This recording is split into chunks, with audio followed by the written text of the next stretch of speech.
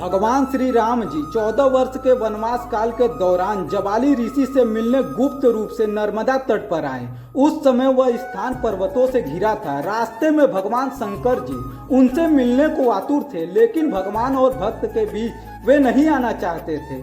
भगवान राम के पैरों को कंकड़ ना चुभे, इसलिए शंकर जी छोटे छोटे कंकड़ों को गोलाकार कर दिया। इसलिए कंकड़ कंकड़ में भोले शंकर बोला जाता है। जब प्रभु श्री राम रेवा तट पर पहुंचे तो गुफा से नर्मदा का जल बह रहा था। राम यही रुके और बालू एकत्र कर शिवलिंग बनाया और 1 माह तक उसको नर्मदा के जल से अभिषेक करते रहे।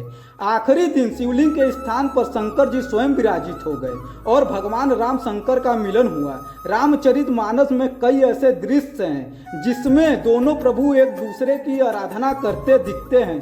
प्रभु राम जिस लंका पर चढ़ाई की तैयारी कर रहे थे और समुद्र पर सेतु का कार्य चल रहा था, उस समय प्रभु राम के मन में भोलेनाथ की भक्ति हिलोर मारने लगी। रामचरितमानस के मुताबिक प्रभु राम ने कहा, यहाँ की भूमि परम रमणीय और उत्तम है, इसकी असीम महिमा वर्णन नहीं की जा सकती। मैं यहाँ शिव जी की स्थापना करूँगा। मेरे हृदय में महान संकल्प है।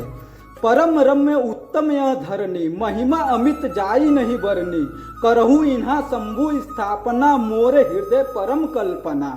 इसके बाद ही राम ने यहाँ शिवलिंग की स्थापना की, जिसका नाम रामेश्वर हुआ। श्री राम ने रामेश्वर नाम की व्याख्या करते हुए कहा कि जो राम के ईश्वर है वही रामेश्वर है, यानी शिव है।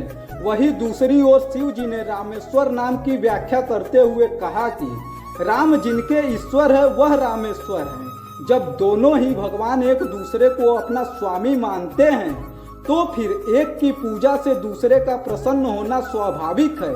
भगवान शिव केवल अपने आराध्य राम की सेवा के खातिर ही हनुमान जी के रूप में अवतरित हुए और साबित कर दिया कि तीनों लोकों में उनसे बड़ा राम भक्त दूसरा नहीं है। इसलिए सावन में यदि भोलेनाथ की प्रसन्नता प्राप्त करनी है तो उनके साथ प्रभु राम यानी उनके आराध्य को किसी न किसी रूप में जोड़ दीजिए। भगवान महेश्वर अवश्य प्रसन्न होंगे। शंकर प्रिय मम दोही, शिव द्रोही मम दास। दोस्तों, एक बात स्पष्ट रूप से समझनी चाहिए कि महादेव और श्री राम दोनों अभिन्न हैं, इसलिए किसी एक की पूजा और दूसरे का निरादर कतई संभव नहीं है। यदि कोई श्री राम का द्रोही है लेकिन शिव उपासक है, या फिर राम का उपासक है किंतु शिव द्रोही है, ऐसे व्यक्ति की उपासना का फल तो दूर नरक में जाने की बात कही गई है। दोस्तों, यह वीडियो अच्छा लगा हो तो लाइक एंड सब्सक्राइब करें। जय हिंद, जय श्री राम।